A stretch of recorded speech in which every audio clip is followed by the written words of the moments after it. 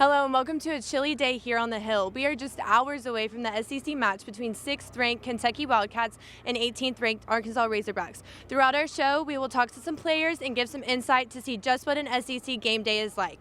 We'll be back. Countdown to tip-off is coming right back.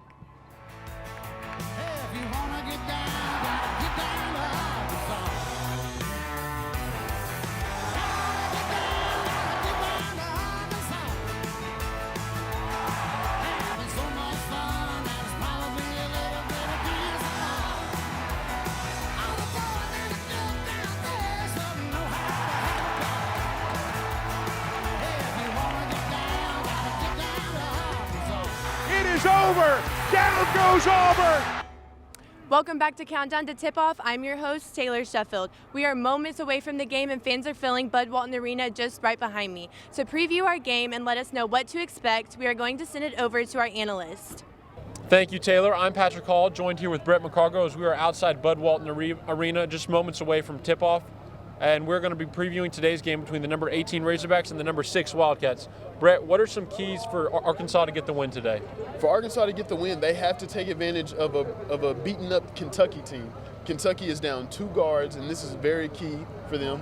And they have to kind of control Shibwe. Shibwe is their leading steals, is leading in rebounds and also points. So Arkansas will have to be physical when it comes up front. Yeah, Shibwe has been a force to reckon with on the inside, averaging over 16 points and 15 rebounds this year, the leader in the SEC in rebounds.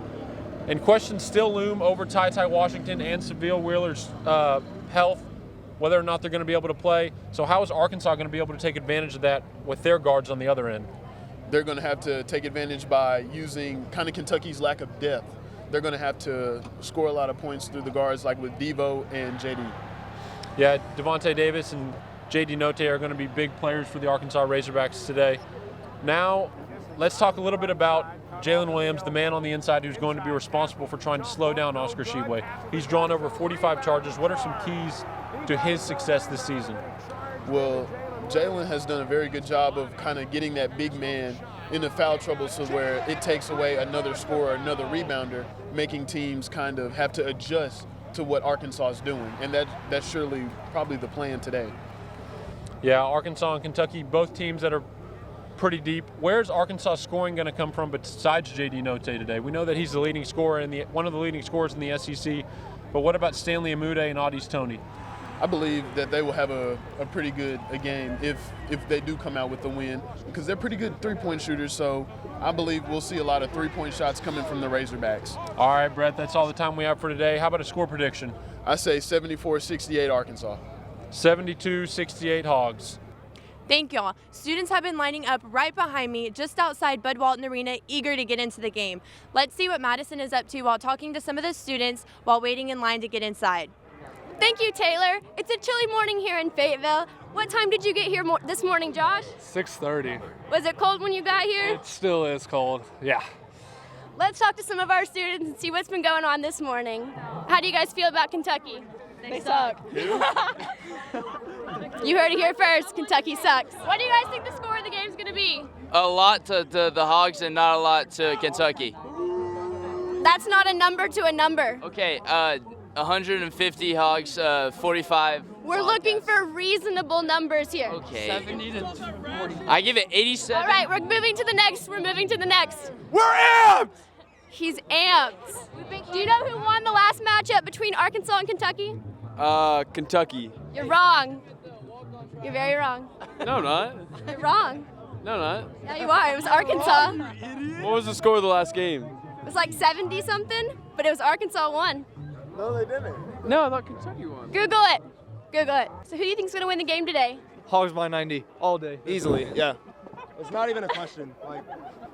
Okay. Do you guys know how old Eric Musselman is? Okay, wait, I think I do. Wait, this is going to be creepy that I know this. We looked it up the other day. I think he's 57. That is correct. He is 57. You heard it here first. Never listen to Josh Teeter. No, never. All right, thank you. Holy, I was right in my damn ear. All right. Looks like everyone is pumped and ready for an intense game. Discussing the SEC tournament, here's Colin Anderson and Jackson Hilliard. As the regular season draws to a close, teams have their eyes set on the playoffs. But before they can dive head first into March Madness, they need to make it through their own conferences. The SEC is shaping up to be one of the most difficult and competitive conferences in the entire country right now, with 5 teams ranked in the top 25, headlined by 2 in the top 10 in Auburn and Kentucky. Now let's take a look at Auburn first, our 2019 SEC champions. They're ranked number 3 in the country, with only 2 in-conference losses this season. Auburn, of course, is led by Jabari Parker, who's projected to be a top 2 pick in this year's NBA draft, averaging 16 points, 7 rebounds, and 2 assists, and is also one of 4 players on that Auburn offense that is averaging double digits in points. Now what about our 2018 champions, Kentucky, ranked number 6 and playing here today at Bud Walton? Kentucky against Arkansas is a really big game. Of course, if Kentucky loses this game, the Razorbacks will jump to number 2 in the tournament. I don't entirely expect that to happen, as I think Kentucky is the best team in the conference right now and is my pick to win the conference. Now Tennessee, some might consider a sleeper team. How do we feel about that? Tennessee has a really good history in this tournament, having finished second in 2018 and 2019 and made the Final Four of the SEC in 2021. They have Bradley Chandler and Santiago Vescovi, both averaging 14 points per game, but they account for 37% of their team's total points. If one of them has an off game, it'll be hard for Tennessee to make it through. Now Bama in the SEC has always been kind of known as a powerhouse school. How are we feeling about them? It's been a rough conference for them this year, only 8-7, barely above 500, but they have a win over Gonzaga, one of 2 teams to do that this season. J.D.